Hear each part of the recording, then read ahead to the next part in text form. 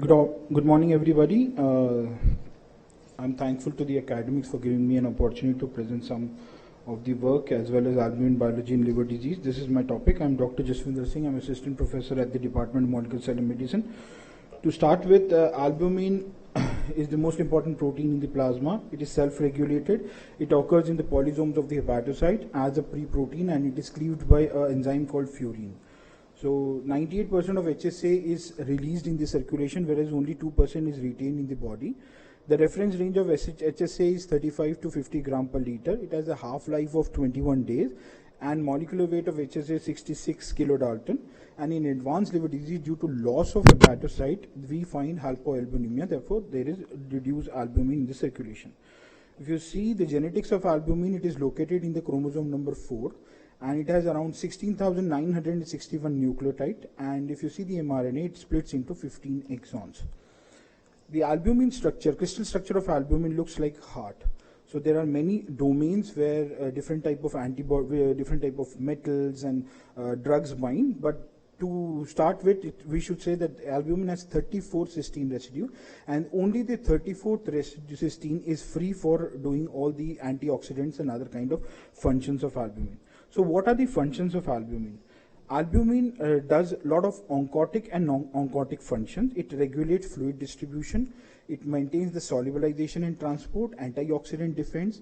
It maintains the capillary permeability, hemostatic effect. It is an immunomodulatory molecule. It does endothelial stabilization, and it regulates the pH also. So if you see the albumin isoform, there are two isoforms of albumin, which is called as albumin per se. It is called as human mercaptoalbumin, and then there is albumin isoform HNA1, which is a reduced form, which is the non-mercaptoalbumin 1, and the non-mercaptoalbumin 2, which is the thiol, which has a thiol attachment. So HNA1, HNA2 has been known to have pathophysiological involvement, and they deranged in liver disease, and they have deranged effects on the liver. So in albumin, if you see albumin in liver disease, what happens if there is an albumin hepatocyte loss, the synthesis and functionality of albumin decreases. Therefore, albumin loss is there. There is accumulation of lot of debris, which causes modification of HNA1 and HNA2, and therefore you see a deranged albuminome. Albuminome is the molecules which are binded to the albumin, and I'm going to detail it in later slides. So if you see the metabolism of albumin, hepatocyte secretes 10 to 15 gram of albumin per day, and this synthesized albumin is either sent for degradation if they are modified, or distributed in the capillary.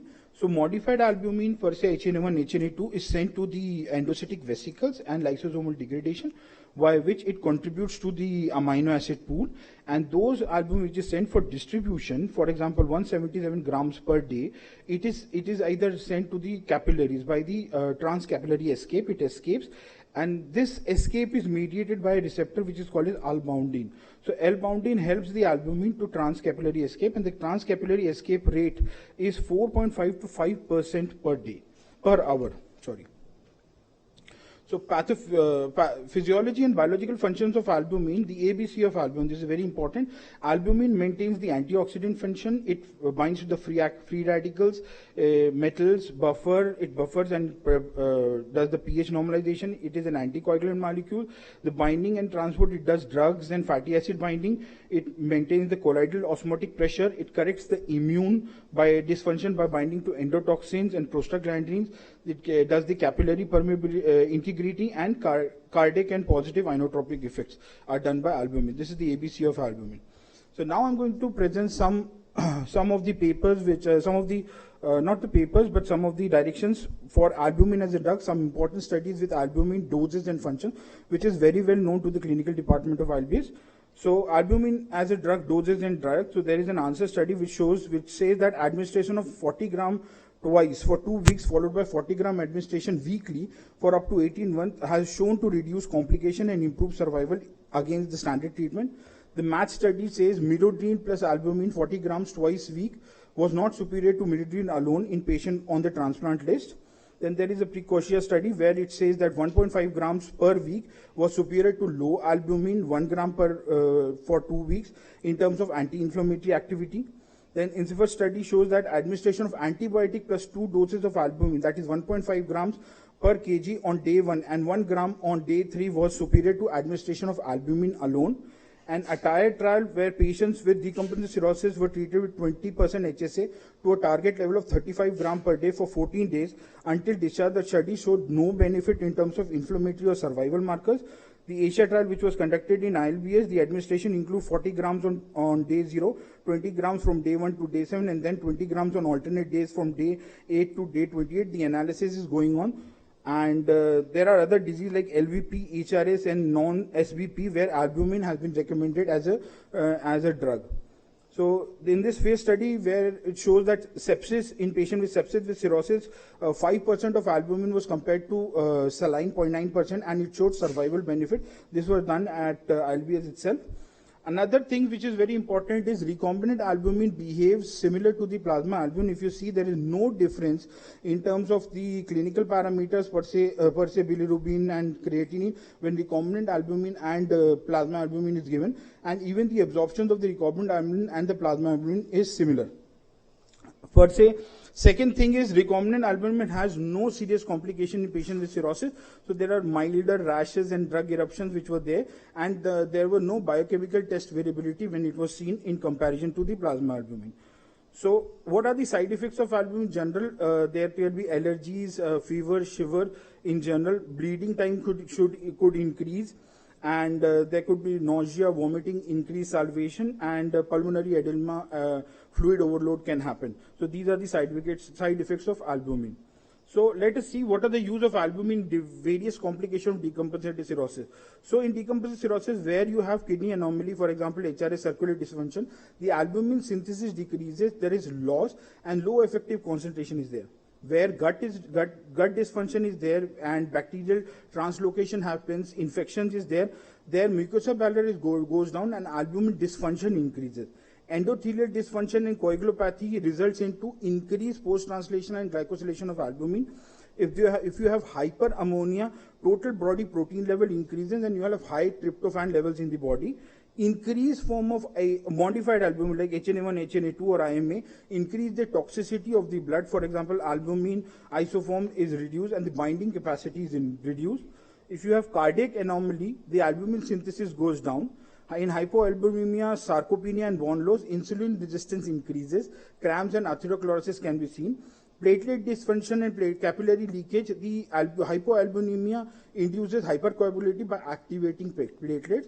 The oxidative stress increases bile acid and TNF-alpha. The oxidative stress increases and SIRS and sepsis can increase. And when you see in terms of ACLF patients, when acute hepatic insult, inflammation or cell death happens, the albumin synthesis decreases. You have excessive amount of bilirubin which binds to albumin. You have altered forms of albumin, that is HNA1, HNA2. Increase of bile iron pool is there and organ dysfunction happens. In terms of DAMs and PAMs, the modified albumin increases, the innate immune response is increased and the adaptive immune response is decreased. And in terms of mitochondrial function, the albumin modification increase per se, nitrosoalbumin is increased, which is found significantly high in the circulation of the patients. So finally, in terms of albumin as a drug, these are what albumin can do. It can help to alleviate hepatorenal syndrome, ascites and infections, hepatic encephalopathy, hypovolemia, maintaining oncotic pressure, volume, hypovolemia, and albumin dialysis. So now I'm going to present some very important papers on albumin research, cellular and molecular functions. These are the papers which actually drive the albumin biology. So in 2015, there's a paper by Dr. Rajiv Jalani and group which says that albumin is immunomodulatory and it destabilizes endothelial cells. So on the endothelial cell, when albumin was compared to LPS and albumin, albumin plus albumin was found to reduce the effect of LPS. So the level mRNA, the E-selectin and VCAM level was significant down in those cells where albumin was given in terms of LPS. The expression of all the inflammatory molecules like CXCL3, IL-beta, CCL2 was significantly downregulated in presence of albumin. And most of IL-6, COX-2, F3, ICAM-1 was significantly downregulated. Albumin also decreased the oxidative stress in the cells. For example, it increased the ROS level. So this was the first study which showed that albumin is immunomodulatory. Look, taking a lead from this study, we in ILBS published this study which is called as hyperoxidized albumin modulate neutrophil to induce oxidative stress and inflammation in severe alcoholic hepatitis. We took ACLA patients with survivors and non-survivors and compared to alcoholic cirrhosis. What we did in that is the ACLF-SAH patients were mass spectrometry analyzed for different type of albumin modification, per se HNA1, HNA2, and you can see this is the spectra for ACH, alcoholic cirrhosis, healthy, and Baxter albumin. What we found was that HNA1 was significantly higher. HNA1 was significantly higher in severe alcoholic hepatitis, and HNA2 was higher, and advanced oxidative stress was, which is HNA1 and HNA2, was significantly higher in SAH patients. Then what we did is we took healthy neutrophil and we purified albumin for severe alcoholic hepatitis patient, alcoholic cirrhosis, and healthy control, and gave this purified albumin to healthy neutrophil. And we found that the level of NGAL, MPO, and oxidative stress was significantly higher in those cells where SAH albumin was given. To validate, what we did is we in vitro modified the albumin and then gave it to the healthy neutrophil, and we again found the NGAL, MPO, and the oxidative stress was significantly higher. So this says that the modified albumin has capability of inducing neutrophil and having cytokine burst, therefore it mediates as a pro-inflammatory molecule. So now there was another paper by the John Claria group, which is a very important paper, which shows that it is HNA1 which induces leukocyte and activates leukocyte via MAP kinase pathway. So what they have done in this paper, that they have treated the cells with HNA1 and HNA2 and HMA, and they found that HNA1 was specific in increasing IL-6, TNF alpha, IL-1 alpha, and other inflammatory genes. So they also found that HNA1 was significantly increasing in COX-2 and the PGE2 molecule, and these molecules are known to activate MAP kinase. So I could not show all the results, but what they have did is that they tweaked the cells with HNA1, and they found that MAP kinase was increasing. And after using the inhibitor for MAP kinase, pharmacological inhibitor for MAP kinase, they found that the effect of HNA1 was diminished. So they said that the HNA1 induces leukocyte activation by MAP kinase. After this, our group work at ILBS showed that albumin binds to bilirubin, and albumin has 3 sites for binding to bilirubin, and after binding to bilirubin, the albumin becomes optically active. So bilirubin is optically inactive, but when it binds to albumin becomes optically active, and then it can be read on a circular dichromism mass spectrometry where you can identify the spectra. If you see the spectra of ACLF is completely different from that of alcoholic cirrhosis and healthy control, and it is measured in the form of MEDG. So we found that 1.84 MEDG was able to significantly segregate survivors and non-survivors in ACLF. Then we also worked on urine albumin, and we found that urinary albumin have similar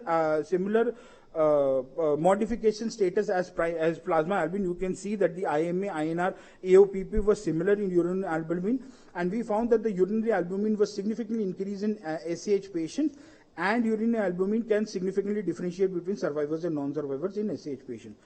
Next, we worked on platelets, and we showed that albumin was able to activate platelets via CD36 receptor. We showed that albumin, when given to platelets via CD36 receptor, induces activation by induction of important protein like P-selectin and these things. And we per se said that increase in oxidized albumin increases platelet activation by CD36, thereby increased inflammatory cytokine and pro-inflammatory stress. In this paper, when we blocked CD36, so we found that the platelet activation was significantly reduced when we gave albumin molecule. Then this very, very important paper came up in Science Translation Medicine, where they showed that albumin internalize and inhibit TLR signaling in leukocyte from patients. What they showed is that when albumin is internalized in the endocytic vesicles, if it is a good albumin, and I'm going to explain it in the later slide, like if this is the albumin journey inside the cell, the good albumin and the bad albumin, which is the modified albumin, the good albumin when enters into the endocytic vesicles, this good albumin is taken up by FcRn receptors, and it is taken out of the cell. Whereas the bad albumin, which is HNA1, HNA2, or other form of modified albumin, is taken up by the proteasome for cleavage. So this FcRn receptors takes the good albumin back. But if this good albumin is present in the endocytic vesicles, what happens? There are CpG DNA which is there. When the bacteria and other molecules are cleaved, CpG DNA is there. And CpG DNA is known to activate TLR signaling via endocytic vesicles, and therefore the good albumin binds to this CpG DNA, inhibiting the CpG DNA to activate the mid-88 pathway. Therefore, if you have more good albumin, you will have more clearance of the CpG DNA from the endocytic vesicles, and therefore you will not have inflammatory molecule. But if you have higher amount of bad albumin, per se modified albumin, so there would be more activation. Then this is another paper where they show that albumin has binded lipidome, and these lipids which are binded to albumin are protective lipids, and they therefore promote to inflammation resolution, a potential inflammation resolution. And they found that first thing, that albumin has binded lipidome, and they find these lipid molecule binded to the albumin. These are the total lipids which are there in albumin in alcoholic decompensation versus healthy control. These are the lipids which were significantly increased or binded to the alcoholic decompensated albumin. And they also found that the PGE2 mediators like HTET and HTET and PGE2 were significantly increased in the albumin of patients with alcoholic decompensation. Therefore, in patients with alcoholic decompensation, the PGE2 and HTET, which are inflammatory, it is bound to the albumin. So albumin protects these cells and environment by binding PGE2 molecules. Then there are two very important papers which I would like to bring. One is the pre-DILIFE paper. Now, Dr. Rajiv Jalan and group have published a DILIFE, which is a membrane for clearance of HNA1, HNA2 and endotoxin. But before that, I want to say that the DILIFE is not new. It is 2015 when they first checked DILIFE on porcine model of acute liver failure. And what they show was when DILIFE was given to a normal, in normal condition, and compared to a normal, liver assisting device, what they found was that the kidney parameters and the liver parameters were significantly improving. And after 16 hours, you can find that when the normal set was given, the animal died. Per se, it shows that the DILIFE showed improved survival benefits, and it also showed improvement in the HNA1 HNA2 percentage. So this was the paper which were published. Based on this paper, they again remodified the DILIFE membrane, and this was done in collaboration with Baxter. And this Baxter membrane was then used for a randomized controlled trial on DILIFE. For this, what they did is they took ACLF patients, around 32, 17 was kept on the DILIFE, and the 15 was in the standard of care. These patients were clinically very similar, having similar severity indices also. DILIFE was given for 5 days, and the effect of the DILIFE was checked on the 10th day for some of the patients. What is important to know is when DILIFE was given, the adverse events were significantly higher in the DILIFE arm compared to the standard of care arm. But what they have said is that it improves the HMA. If you see, the middle line is the median line, and you see that the median line trend is upper towards the positive direction. So it improves the HNA levels in 10 days. It decreases the HNA1, HNA2, and the AOS ratio, and it improves the albumin level. The binding efficiency, they say it improves, and IMR it decreases, and detoxing effect, they say it improves the detoxing effect. In terms of detoxing effect, they say that the binding of the presence of endotoxin significantly decreases in DILIFE patient as compared to and it shows survival benefits. Going forward, we also did some work on albuminome, and this is the latest paper in J Hepatology, where we show that biomolecular map of albumin identifies signatures of severity and early mortality in acute liver failure. Per se, what we showed is that albumin is bounded to different types of protein, metabolite, lipids, and bacterial peptides, and we validated that the metabolites, particularly acylcarnitine, carnitine, nicotinic acid, pregnenolone, sulfate, and L-homoserine as a marker panel for non-survival in ALF patient. To brief, what we did is, in this paper, we took 40 ALF patients and 5 healthy control, and there were 32 survivors and 8 non-survivors, and baseline plasma samples were taken. Albumin was purified. The purified albumin was subjected to HMA, HNA1, and albumin modification studies, And the purified albumin was also subjected to proteomics, metabolomics, lipidomics, and metaproteomics. So based on the different proteomics, metabolomics, lipidomics, and metaproteomics, we identified the top 5 molecules that were able to differentiate between survivors and non-survivors, and we did the POD, that is probability of death calculation, based on the top 5 molecules. And these top 5 molecules were then validated in a separate set of 160 ALF patients. That means we have 200 ALF patients and a paired 1 drop blood molecule. So for 1 drop blood molecule, we calculated that 1 drop is equal to 35 microliter of the blood. So what we took is, from the sample, we took 35 microliter, and we tried to validate in a 1 drop blood whether this test can be taken place in a drop blood. We don't have to take samples. So we validated it in, and then we did the machine learning validation on them, and we identified the biomarker. What next we have done is we identify a proteocentric and a bacterial-centric network, which I'm going to brief in the other slide, this coming slide. So to brief the protein, there were around 230 proteins which were bounded. All major of the proteins were liver specific, and these are the volcano plots, and these are the proteins which were significantly regulated. If you see, these proteins which were upregulated or significantly bounded were all immune activated protein. For example, immune cells, they were of MAP kinase, NF-kappa B, platelet degradation. And based on these proteins, we devised a probability, and the probability was found to be more than 85%. This is called as probability of death calculation based on top 5 protein molecules. Similar, we identified bacterial peptides, and bacterial peptides associated to more than 20 phyla were identified to bind it to the albumin. Based on this, the alpha diversity, the Simpson and the Shannon effect was significantly higher in the non-survivors and survivors when compared to healthy control or Baxter albumin. So we found which are the bacterial peptides which are specific to survivors and non-survivors, particularly those which were significantly differentiating non-survivors. POD was calculated, and we found POD which were greater than 85% for the bacterial bound metaproteome also. Then we did the metabolome. Similarly, POD was calculated for the metabolome. If you see the metabolite, the pathways associated to metabolite were carnitine synthesis, bile acid, beta-alanine, and arginine and proline metabolism. These all metabolites bind to the albumin, and the POD was more than 90% in this case. And finally, the lipid bounds, we found many lipids, more than 1,000 lipids bounded to albumin, different species and classes. So we did analysis, and we found that most of the lipids, which were significantly higher in survivors and similar to similar to healthy control, the non-survivor did not have, and the probability was around 85%.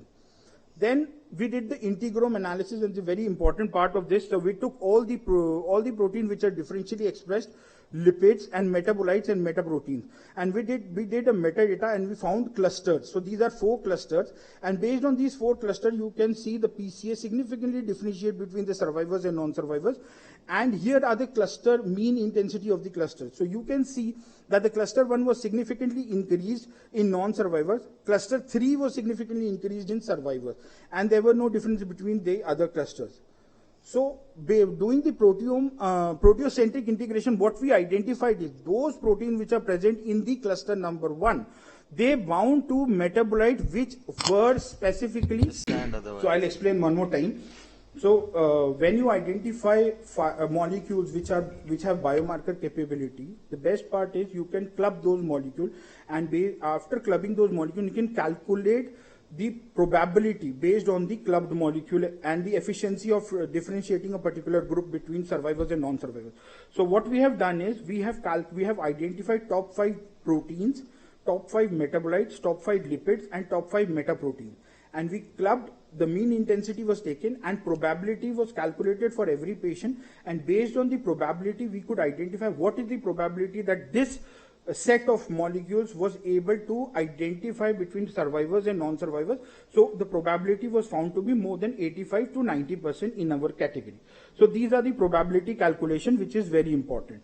And then we did validation by machine learning, and we also did But what I was showing, sir, which is one small thing which I wanted to bring up, is integration. And integration is one thing which everybody wants to do, and how integration is interpreted. Here what we found is that when you do a proteocentric integration per se, in the cluster 1, the proteins were correlated to metabolites which were associated to beta oxidation of fatty acid, oxidation of branch fatty acid. So these are all mitochondrial associated peptides. So these peptides, when bound to these proteins, show that there is an active mitochondrial failure in acute liver failure patient, and therefore these metabolites have come into the circulation and taken up by the albumin.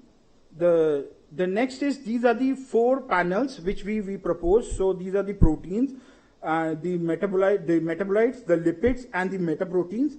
And we correlated these proteins, metabolite, lipids, and metaprotein to severity, and we found that all the albumin functions per se here, they directly correlate to the MELD and the severity score, and also to the liver parameters. So here. But one question is there, because as we know that we have 4 PODs now, POD for metabolite, POD for protein, lipids, and metaprotein. Of them, which one is better? We did an AUROC analysis, and we found that POD metabolome was showing a diagnostic efficiency of 0.98, that is 98%. And when we compared it to MELD and CTP score, the POD metabolome was very much significantly higher than the MELD and CTP score in identifying the severity. I'm surprised how you publish CTP for ALF. But we took the data from the biobank. We had all these scores. No. Point we did is, not calculate CTP and MELD are not used for ALF. ACH factor is root. ALF, they are not used. Go ahead. Okay.